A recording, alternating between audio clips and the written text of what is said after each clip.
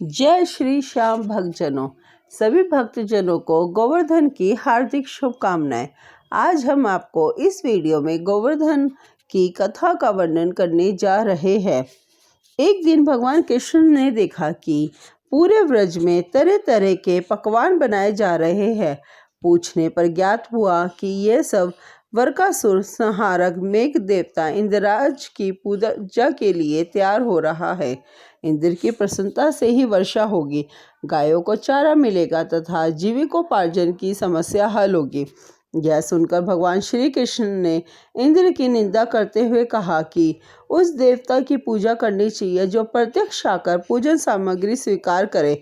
गोपों के यह वचन सुनकर कहा कि कोटि कोटि देवताओं के राजा की इस तरह से आपको निंदा नहीं करनी चाहिए। कृष्ण ने कहा, इंद्र में क्या शक्ति है जो पानी बरसाकर हमारी सहायता करेगा। उससे तो शक्तिशाली तथा सुंदर यह गोवर्धन पर्वत है जो वर्षा का मूल कारण है।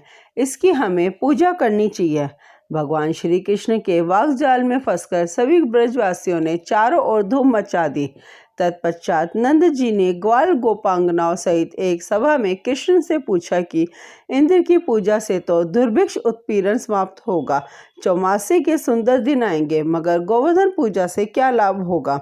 उत्तर में श्री कृष्ण जी ने गोवर्धन की भूरी भूरी प्रशंसा की और उसे गोप गोपियों की आजीविका का एकमात्र सहारा सिद्ध किया।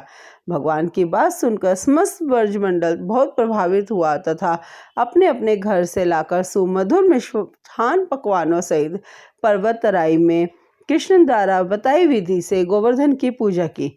भगवान की कृपा से व्रजवासियों द्वारा अर्पित समस्त पूजन सामग्री को गिरिराज ने स्वीकार करते हुए खूब आशीर्वाद दिया। सभी जन अपना पूजन सफल समझकर प्रसन्न हो रहे थे। तभी नारद इंद्र महोत्सव देखने की इच्छा से ब्रज आ गए। पूछने पर ब्रज नागरिकों ने बताया कि श्री कृष्ण की आज्ञा से इस वर्ष इंद्र महोत्सव समाप्त कर दिया है। उसके स्थान पर गोवर्धन पूजा की जा रही है।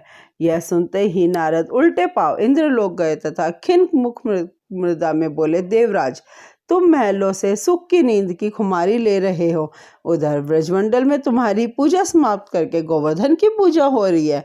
इसमें इंद्र ने अपनी मानहानि समझकर मेघों को आज्ञा दी कि वे गोकुल में जाकर प्रलयकालिक मूसलाधार वर्षा से पूरा गांव तहस नहस कर दे। पर्वतकारी प्रलयकारी बादल व्रज की ओर उमड़ पड़े। अचानक वर्षा देख व्रज घबरा गया। सभी ब्रजवासी श्री कृष्ण की शरण में आकर बोले, भगवान इंद्र हमारी नगरी को डुबाना चाहते हैं, अब क्या किया जाए। श्री कृष्ण ने सांत्वना देते हुए कहा, तुम लोग गौओं सहित गोवर्धन की शरण में चले जाओ, वही तुम्हारी रक्षा करेगा। इस तरह से समस्त ग्वाल बाल गोवर्धन की तराई में पहुंच गए। श्री कृष्ण ने गोवर्धन को कनिष्ठ उंगली पर उठा लिया और 7 दिन तक गोपिकाएं उसकी छाया में सुखपूर्वक रहे। भगवान की कृपा से उनको एक भी छींटा नहीं लगा। इससे इंद्र को महान आश्चर्य हुआ।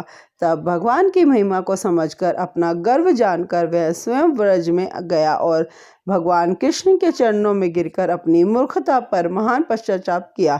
7वें दिन भगवान ने गोवर्धन को नीचे रखकर इसी भांति प्रतिवर्ष गोवर्धन पूजा करके अन्नकूट मनाने की आज्ञा दी। तभी से यह उत्सव अन्नकूट के नाम से मनाया जाने लगा। जय श्री श्याम भक्तजनों। सभी भक्तजनों पर गोवर्धन महाराज की कृपा बनी रहे। कृपया कर मेरे चैनल को सब्सक्राइब करें और वीडियो को लाइक करना ना भूलें। ऐसी ही वीडियो ताकि मैं आगे आप लोगों के लिए बनाती रहूं।